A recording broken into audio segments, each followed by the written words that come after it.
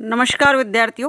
Previous video में आप third year foundation course में उषा प्रियमवदा जी के जीवन परिचय को देख चुके हैं, ट्रिक के साथ रचनाओं को भी देखा है।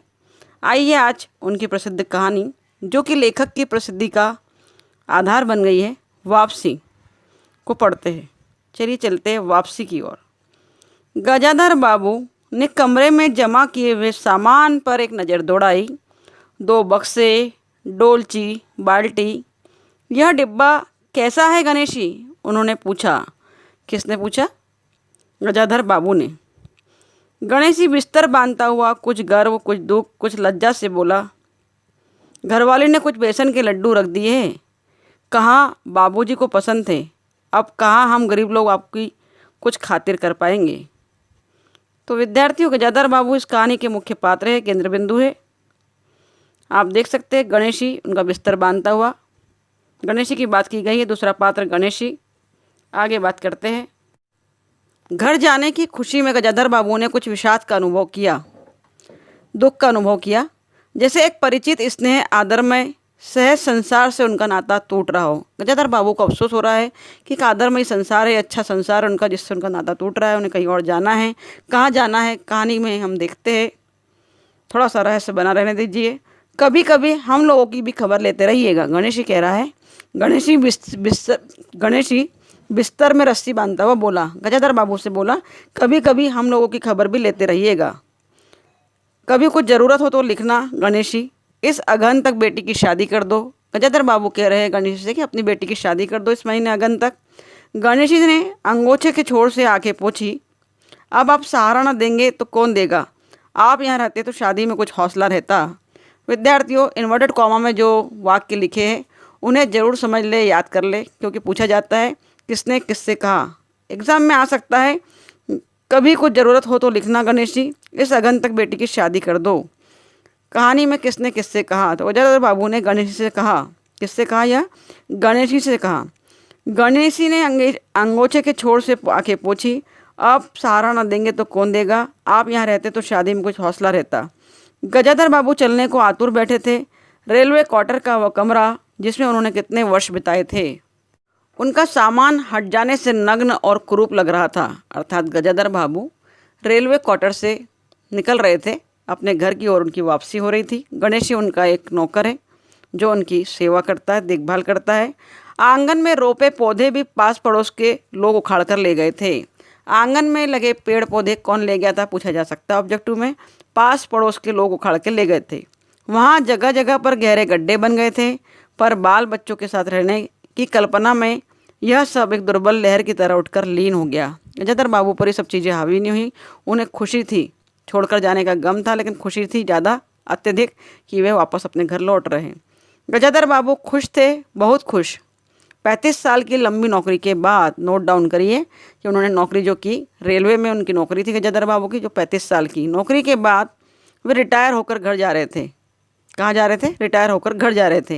इन वर्षों में अधिकांश समय उन्होंने अकेले रहकर काटा था। इन अकेले क्षणों में उन्होंने इसी समय की कल्पना की थी जब वे अपने परिवार के साथ रह सकेंगे। इसी आशा के सहारे वे अपने अभाव का बोझ ढो रहे थे। सांसारिक दृष्टि से उनका जीवन सफल कहा जा सकता है। सांसारिक दृष्टि से गजाधर बाबू का जीवन कैसे कहा जा सकता है? सफल, असफल, मध्यम और सामान्य। तो आपको लिखना है सफल कहा जा सकता है। उन्होंने शहर में मकान बनवा लिया था। गजाधर बाबू ने मकान कहाँ बनाया था? शहर में बनाया था। बड़े लड़के अमर और लड़की कांति की शादियाँ कर दी थी। नोट डाउन करेंगे। वापसी कहानी के मुख्य पात्र गजाधर बाबू है, एक गणेशी पात्र है।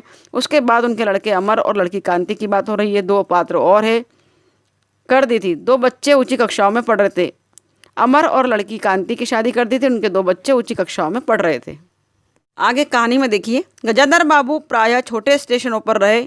बच्चों की पढ़ाई का प्रश्न उठा था तो पत्नी बच्चों के साथ शहर में रहने लगे थे। गजाधर बाबू बहुत स्नेही थे। कैसे थे? स्नेही थे, अंडरलाइन करेंगे। और स्नेह के आकांक्षी भी थे। स्नेही थे और स्नेह पाना भी चाहते थे। उन्होंने यह व्यवस्था बच्चों के भविष्य के विचार से स्वीकार की थी, पर उनके चले जाने से जीवन में गहन सूनापन भर उठा था। उनसे घर में टिका ना जाता था। जब परिवार साथ था तो ड्यूटी से लौटकर पत्नी से हंसते बोलते, बच्चों के साथ खेलते, उन्हें दुलारते। अब कभी प्रकृति के ना होने पर भी उन्हें पत्नी और उमा की बातें याद आती। पत्नी और उमा की बातें याद आती। पत्नी दोपहर में 2 बजे तक आग सुलगाए रहती और उनके लिए खाना गर्म रखती।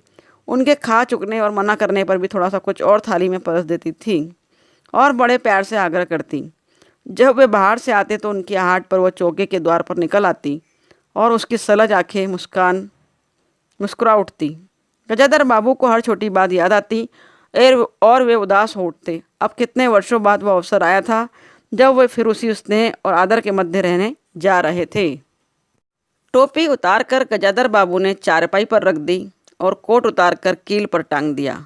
अंदर से रह रहकर कह की आवाज़ आ रही थी। देखिए विद्यार्थियों, अपने घर गजाधर बाबू आ गए हैं। अंदर से रूम से हंसने की आवाज़ आ रही है। इतवार का दिन था। उनके सब बच्चे इकट्ठे होकर नाश्ता कर रहे थे। पूछा जा सकता है कि गजाधर बाबू अपने घर लौटे वह दिन कौन सा था। तो इतवार का दिन था। उनके सब बच्चे इकट्ठे होकर नाश्ता कर रहे थे। गजाधर बाबू के सूखे चेहरे पर स्निग्ध मुस्कान आ गई, धीमी सी मुस्कान आ गई, स्नेहमयी मुस्कान आ गई। उसी तरह मुस्कुराते हुए घर के अंदर चले गए। उन्होंने देखा नरेंद्र कमर पर हाथ रखे नाच रहा था। उनके छोटे बेटे की बात हो रही है। बड़ा लड़का तो अमर था, लड़की शांति थी, उनकी शादी हो गई है। एक और पात्र की बात हुई नरेंद्र की, और बसंती हंस हंस कर दोहरी हुई जा रही थी। प्रश्न पूछा जाता है ऑब्जेक्टिव में, हंस हंस कर कौन दोहरा हो रहा था? तो हंस हंस कर बसंती दोहरी हो रही थी। अमर की बहू को अपने तन बदन आंचल या घूंघट का कोई होश ना था। नरेंद्र और अमर की बात की गई है। अमर जिसकी शादी वो कर चुके हैं, बेटी बसंती और एक और बेटे की बात की गई नरेंद्र। तो पात्रों के नाम लिख लेंगे। गजाधर बाबू को देखते ही वहाँ एक सकपकाहट भरा सन्नाटा छा गया। बहू ने झट सर ढाँप लिया और नरेंद्र ने बैठकर चाय का प्याला होठों से लगा लिया। केवल हंसी दबाने के प्रयत्न में बसंती का शरीर रह रहकर हिलता रहा। गजाधर बाबू ने मुस्कुराते हुए पूछा, क्यों नरेंद्र, क्या नकल हो रही है? कुछ नहीं बाबूजी, नरेंद्र ने सिट पिटाकर कहा। गजाधर बाबू ने चाहा कि वे भी उसी मनोविनोद में अर्थात हंसी मजाक में भाग लेते, लेकिन उनके आते ही सब चुप हो गए। तो उनके मन में थोड़ी सी खिन्नता उपज आई। बैठते हुए बोले, चाय मुझे भी देना बसंती, तुम्हारी अम्मा ने अभी पूजा खत्म नहीं की। बसंती ने माँ के कमरे की ओर देखा, अब आती ही होगी। फिर उसने एक प्याले में चाय बनाकर पिता को दे दी। गजाधर बाबू ने 2 घूंट पीकर कहा, बिट्टो, बसंती का नाम घर में क्या था? बिट्टो। बिट्टो, चाय तो फीकी सी है, लाइए चीनी और डाल दूँ? रहने दो, तुम्हारी अम्मा जब दोबारा बनाएगी तब पी लूँगा। बहू पहले ही चली गई थी। नरेंद्र चुपचाप खिसक गया। केवल बसंती पिता की लिहाज से बैठी थी।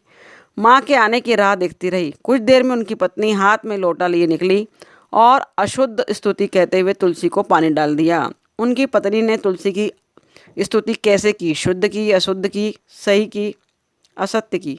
तो अशुद्ध स्तुति उन्होंने बोली और पानी तुलसी में डाल दिया। माँ को देख बसंती भी उठ गई। पत्नी ने गजाधर बाबू की ओर देखा तो चौंक कर बोली, अरे आप अकेले बैठे हैं? वे सब कहाँ गए? गजाधर बाबू के गले में जैसे फांस सी पड़ गई। बोले, अपने अपने काम में लग गए हैं, आखिर बच्चे ही हैं।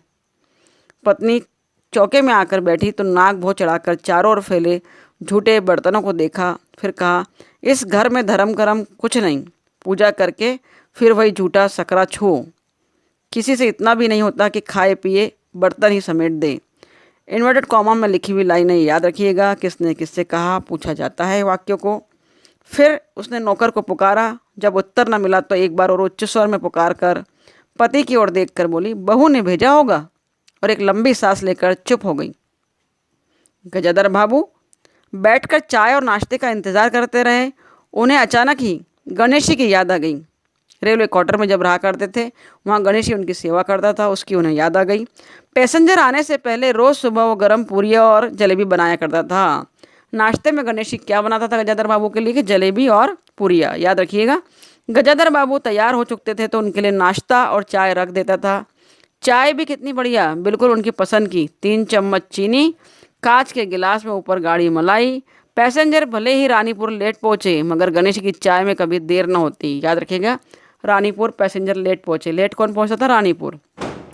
पत्नी का शिकायत भरा स्वर उनके विचारों को आघात पहुंचाता था। वह कह रही थी, सारा दिन इसी खिचखिच में निकल जाता है, नौकर से किसी बात की मदद नहीं। इसी गृहस्थी का धंधा पीटते पीटते उम्र बीत गई, कोई जरा हाथ भी नहीं बटाता। इन्वर्टेड कॉमा में लिखा है, किसने किससे कहा? तो उनकी पत्नी ने कहा गजाधर बाबू से। बहू क्या करती है? गजाधर बाबू ने पूछा। पत्नी ने पूरी बेलकर कढ़ाई में छोड़ी। पड़ी रहती है। बसंती का तो फिर कहो कि कॉलेज जाना होता है। बसंती के बारे में पत्नी कह रही है, पड़ी रहती है, उसे कॉलेज जाना रहता है। गजाधर बाबू ने जोश में आकर बसंती को आवाज़ दी।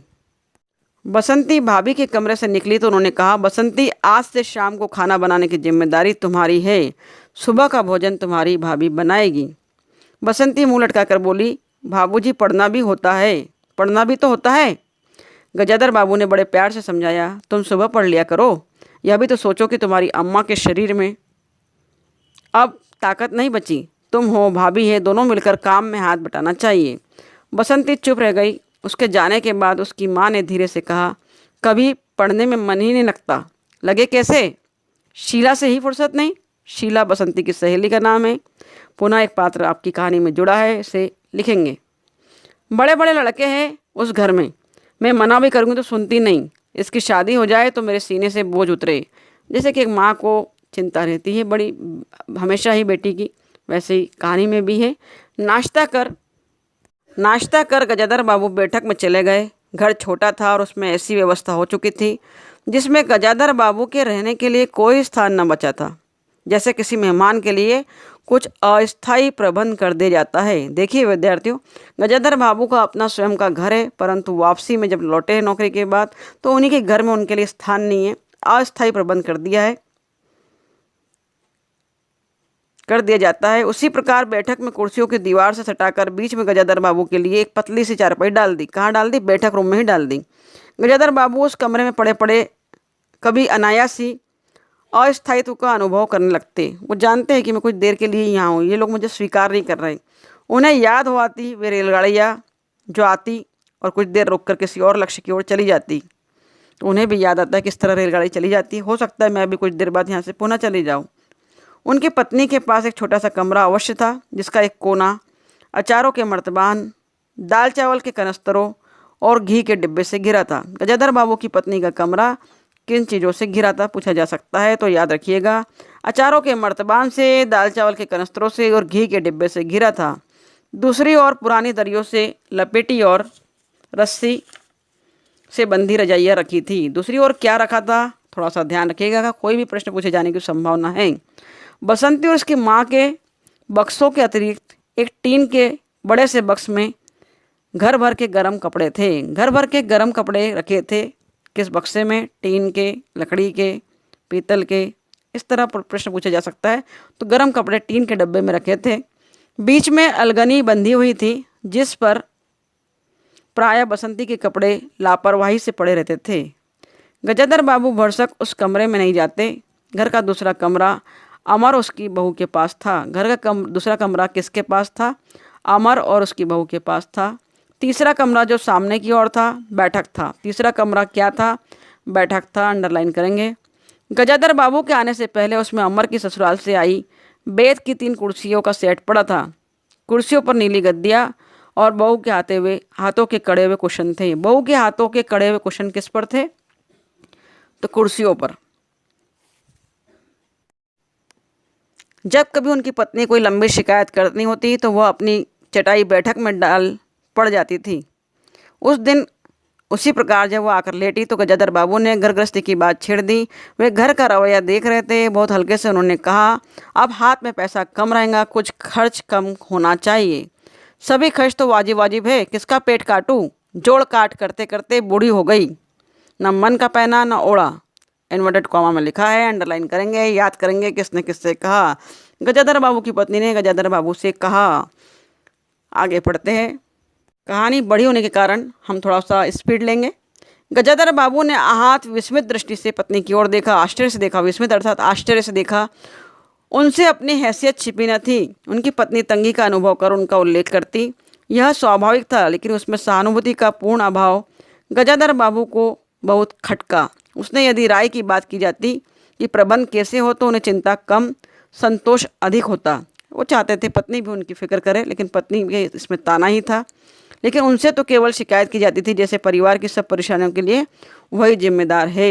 घर के मुखिया की हालत को देखना है आपको कैसी हो गई है। तुम्हें किस बात की कमी है अमर की माँ? गजाधर बाबू बोले। घर में बहू है, लड़के हैं, बच्चे हैं, सिर्फ रुपये से इंसान अमीर नहीं होता।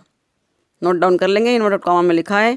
गजाधर बाबू ने कहा और कहने के साथ ही अनुभव किया कि यह उनकी आंतरिक अभिव्यक्ति थी, सिर्फ उनके मन की बात थी, ऐसे कि उनकी पत्नी नहीं समझ सकती।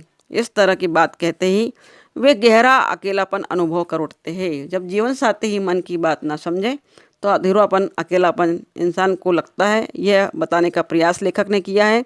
हाँ, बड़ा सुख है ना बहू से, आज रसोई करने गई है, देखो क्या होता है। उनकी पत्नी कह रही है, बड़ा सुख है ना, एक व्यंग्य है इसमें। कहकर पत्नी ने आंखें मूंदी और थोड़ी देर में सो गई। गजाधर बाबू बैठे हुए पत्नी को देखते रह गए। यही थी क्या उनकी पत्नी, जिसके हाथों के कोमल स्पर्श, जिसकी मुस्कान की याद में उन्होंने संपूर्ण जीवन काट दिया। जिसके हाथों के कोमल स्पर्श, जिसकी मुस्कान की याद में उन्होंने संपूर्ण जीवन काट दिया था।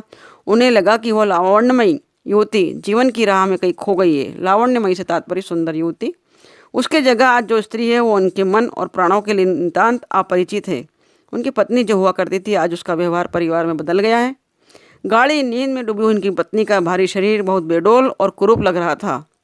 चेहरा श्रीहीन और रूखा था। गजाधर बाबू देर तक पत्नी को देखते रहे, फिर लेटकर छत की ओर ताकने लगे।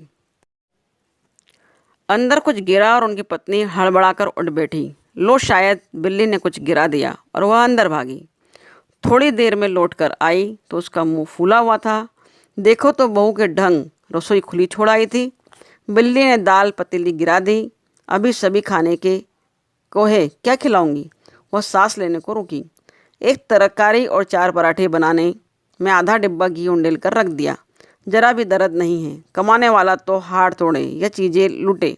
मुझे तो मालूम था कि यह सब काम किसी के बस का नहीं है। पत्नी बड़बड़ा रही कि बड़ी बहू ने सब बिगाड़ दिया। गजाधर बाबू को लगा कि उनकी पत्नी कुछ और बोलेगी तो उनके कान झंझना उठेंगे। होठ भींच करवट ले उनकी पत्नी की ओर पीट कर सो गए। रात को बसंती ने भोजन जानबूझकर बेटी ने खराब बनाया, ऐसा बनाया कि निगला ना जा सके। रात को बसंती ने भोजन जानबूझकर ऐसा बनाया कि कोर न निकला जा सके। गजाधर बाबू चुपचाप खाकर उठ गए, पर नरेंद्र थाली सरकाकर उठ खड़ा हुआ। मैं ऐसा खाना नहीं खा सकता। तुमसे खाना बनाने को किसने कहा था? बाबूजी ने। नरेंद्र पूछ रहा है बसंती से, किसने कहा था? तो बसंती ने बताया, बाबूजी ने। बाबूजी को बैठे बैठे यही सोचता है। बसंती को उठाकर माँ ने नरेंद्र को मनाया और अपने हाथ से कुछ बनाकर खिलाया। गजाधर बाबू ने बाद में पत्नी से कहा, इतनी बड़ी लड़की हो गई और उसे खाना बनाने तक का शऊर नहीं आया। अरे आता सब कुछ है, करना नहीं चाहती, पत्नी ने उत्तर दिया। अगले शाम माँ को रसोई में देख कपड़े बदलकर बसंती बाहर निकली तो बैठक में गजाधर बाबू ने टोक दिया, कहाँ जा रही हो? पड़ोस में शीला के घर। कोई ज़रूरत नहीं, अंदर जाकर पढ़ो। गजाधर बाबू ने कड़े स्वर में कहा। कुछ देर अनिश्चित खड़ी रहकर बसंती अंदर चली गई। अनिश्चित रूप से खड़ी रही। गजाधर बाबू शाम को टहल कर लौटे तो पत्नी ने कहा, क्या कह दिया बसंती से? शाम से मुंह लपेटे पड़ी है, खाना भी नहीं खाया। गजाधर बाबू खिन्न हो गए। पत्नी के स्वर से लगा जैसे दोष उनका ही है। उन्होंने मन में निश्चित कर लिया था कि बसंती की शादी जल्दी ही कर देनी है। उस दिन के बाद बसंती पिता से बची बची रहने लगी। जाना होता तो पिछवाड़े से जाती। गजाधर बाबू ने 2 बार पत्नी से पूछा, 1-2 बार उसने कहा रूठी हुई है। गजाधर बाबू को रोष हुआ, लड़की के इतने मिजाज, जाने से रोक दिया तो पिता से बोलेगी नहीं। फिर उनकी पत्नी ने सूचना दी, अमर अलग होने की सोच रहा है। गजाधर बाबू के दिल पर धक्का सा लगा। उनकी पत्नी ने साफ साफ उत्तर नहीं दिया। अमर और उसकी बहू की शिकायतें बहुत सी थी। उनका कहना था कि पिताजी हरदम बैठक में पड़े रहते हैं, कोई आ जाए तो कहीं बैठाने की जगह तक नहीं। वे अभी तक अमर को छोटा समझते थे और मौके बेमौके राय देते रहते थे। बहू को काम करना पड़ता था और सास जब तब उसके फोड़पन पर ताने देती रहती थी। हमारे आने के पहले भी कभी ऐसी बात हुई थी? गजाधर बाबू ने पूछा। पत्नी ने सिर हिलाकर जताया कि नहीं, पहले अमर घर का मालिक बनकर रहता था। पहले अमर कैसे रहता था? घर का मालिक बनकर। ऑब्जेक्ट हुआ जाएगा नौकर बनकर, मालिक बनकर, बॉस बनकर। बहू को रोक टोक न थी। अमर के दोस्तों का प्राय यही अड्डा जमा रहता था और अंदर से चाय नाश्ता जाता रहता था। बसंती को भी वही अच्छा लगता था। क्या अच्छा लगता था? अमर के दोस्तों के साथ बतियाते रहना और वहीं पड़े रहना। गजाधर बाबू ने बहुत धीरे से कहा, अमर से कहो जल्दबाजी की कोई ज़रूरत नहीं। अगले दिन वे सुबह घूमकर लौटे तो उन्होंने पाया कि बैठक में उनकी चारपाई नहीं है। अंदर जाकर पूछने वाले थे कि उनकी दृष्टि रसोई में पड़ी पत्नी पर पड़ी। उन्होंने यह पूछने को मुंह खोला कि बहू कहाँ है, पर कुछ याद कर चुप हो गए। पत्नी को कोठरी में झाँका तो अचार, रजाइयों और कनस्तरों के मध्य अपनी चारपाई लगी पाई। गजाधर बाबू ने कोट उतारा और कहीं टांगने को दीवार पर नजर दौड़ाई। फिर उसे मोड़कर अलगनी के कुछ कपड़े खिसकाकर एक किनारे टांग दिए। वे कुछ खाए बिना ही अपनी चारपाई पर लेट गए। और कुछ भी हो, तन आखिरकार बूढ़ा था। सुबह शाम कुछ देर टहलने अवश्य चले जाते थे, पर जाते जाते थक जाते थे। गजाधर बाबू को अपना बड़ा सा खुला क्वार्टर याद आ गया। बार बार देखिए, गजाधर बाबू को क्वार्टर याद आ रहा है। अपने ही घर में पराया सा महसूस कर रहे हैं। निश्चित जीवन, सुबह पैसेंजर, ट्रेन आने पर स्टेशन की चहल पहल, चिर परिचित चेहरे और पटरी पर रेल के पहियों की खटखट, जो अपने लिए मधुर संगीत की तरह थी। तो गजाधर बाबू पहले रेलवे क्वार्टर में थे, रेलवे में नौकरी करते थे, रानीपुर स्टेशन पर थे। याद होगा आपको, याद रखिएगा, ऑब्जेक्ट में पूछे जा सकता है। तूफान और डाकगाड़ी के इंजनों की चिंगाड़ उनकी अकेली रातों की शादी थी। सेठ रामजी मिल के कुछ लोग कभी पास आ बैठते, वही उनका दायरा था, वहीं उनके साथी। एक और पात्र की बात हुई, सेठ रामजी मल के पास वह जाते थे, बैठते थे, वही उनके साथी थे। वह जीवन अब उन्हें खोई हुई निधि सा प्रतीत होने लगा। कौन सा जीवन? पहले का जीवन उन्हें खोई हुई निधि अर्थात संपत्ति और धन जैसा महसूस होने लगा कि वही मेरी संपत्ति थी, वो असली संपत्ति मेरी तो वही थी, मैं कहाँ यहाँ आ गया। बिल्कुल अपरिचित सा महसूस कर रहे हैं वो। उन्हें लगा कि वे जिंदगी द्वारा ठगे गए हैं। देखिए दोस्तों, कैसा महसूस हो रहा है कि ठगे गए हैं। जहाँ उन्होंने चाहा था कि असीमित प्यार और आदर मिलेगा, वहाँ असीमित प्यार के अलावा इग्नोरेंस मिल रहा है, आदर की जगह अनादर हो रहा है। इसलिए उन्हें पहले वाला जीवन खोई हुई संपत्ति और धन सा महसूस होने लगा। उन्होंने जो कुछ चाहा उसमें से उन्हें एक बूंद भी न मिली। लेटे हुए वे घर के अंदर से आने वाले विविध स्वरों को सुनते रहे। बहू और सास की छोटी सी झड़प, बाल्टी पर खुले नल की आवाज़, रसोई के बर्तनों की खटपट और उसी में दो गौरैया का वार्तालाप। अचानक उन्होंने निश्चय कर लिया कि अब घर की किसी बात में दखल नहीं देंगे। यदि गृह स्वामी के लिए पूरे घर में एक चारपाई की जगह नहीं है तो यहीं पड़े रहेंगे। देखिए, गृह स्वामी के लिए एक चारपाई की जगह नहीं है, चारपाई को बदला जा रहा है। पहले बैठक में रख दिया, फिर पत्नी के साथ उधर अचार मर्तबान के कमरे में रख दिया। अगर कहीं और डाल दी गई तो वहीं चले जाएंगे। यदि बच्चों के जीवन में उनके लिए कहीं स्थान नहीं है तो अपने घर में परदेशी की तरह पड़े रहेंगे। और उस दिन के बाद चुपचाप, सचमुच गजाधर बाबू कुछ नहीं बोले। नरेंद्र मांगने आया तो बिना कारण पूछे उसे रुपए दे दिए। बसंती देर तक पड़ोस में रहती तब भी उन्होंने कुछ नहीं कहा, पर उन्हें सबसे बड़ा गम यह था कि उनकी पत्नी भी उनके कोई परिवर्तन लक्ष्य नहीं कर रही थी। वह मन ही मन कितना भार ढो रहे हैं, इससे वह अनजान ही बनी रही। बल्कि पति के घर के मामले में हस्तक्षेप न करने से शांति थी। कभी कभी वो कह भी उठती थी कि ठीक ही है, आप बीच में न बोला कीजिए, बच्चे बड़े हो गए हैं, हमारा जो कर्तव्य कर रहे, पढ़ा रहे, शादी कर देंगे।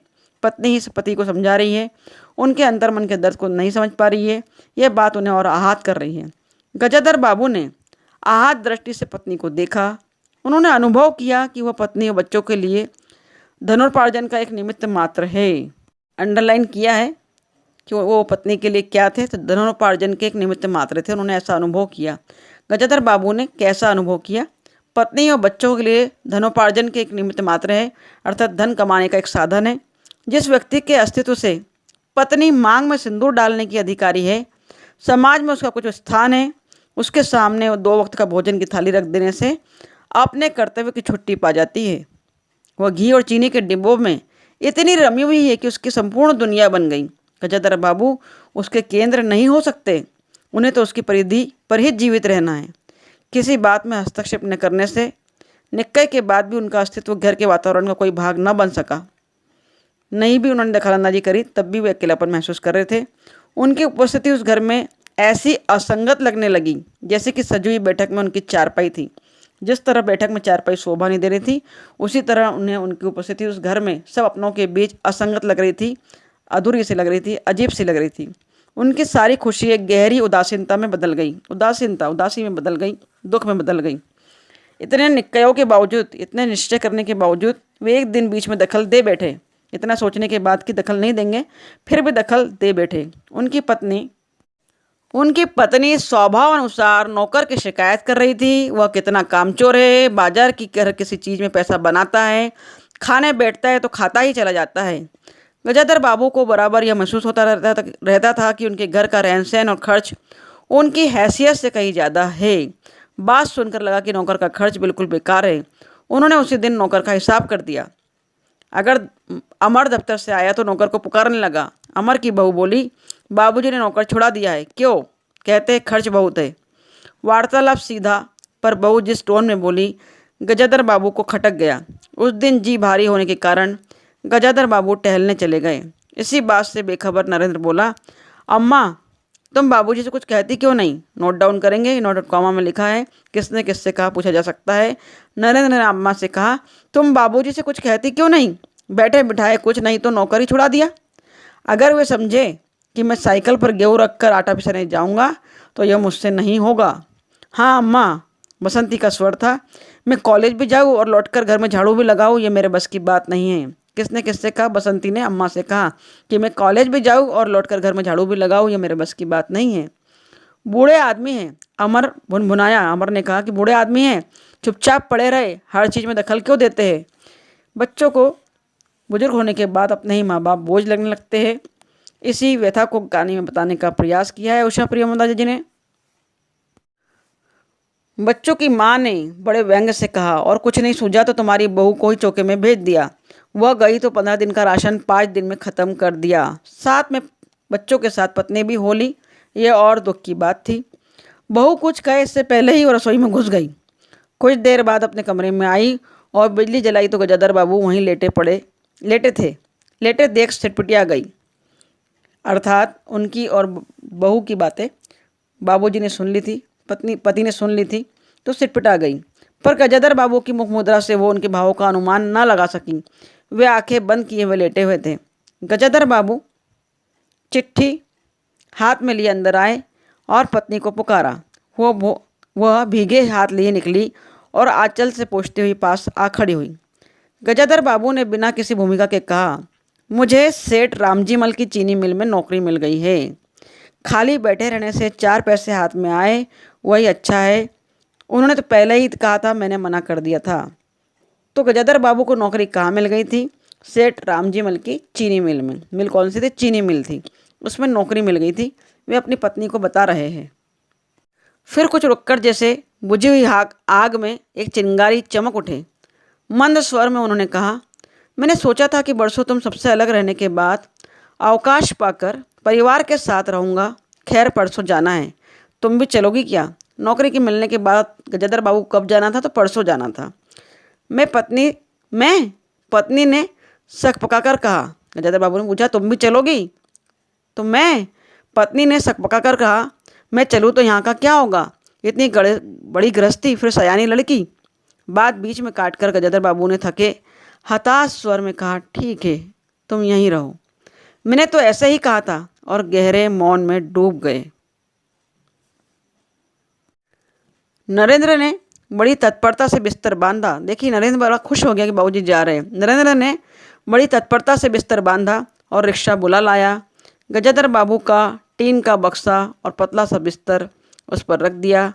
नाश्ते के लिए लड्डू और मठरी के डलिया हाथ में लिए गजाधर बाबू रिक्शे पर बैठ गए।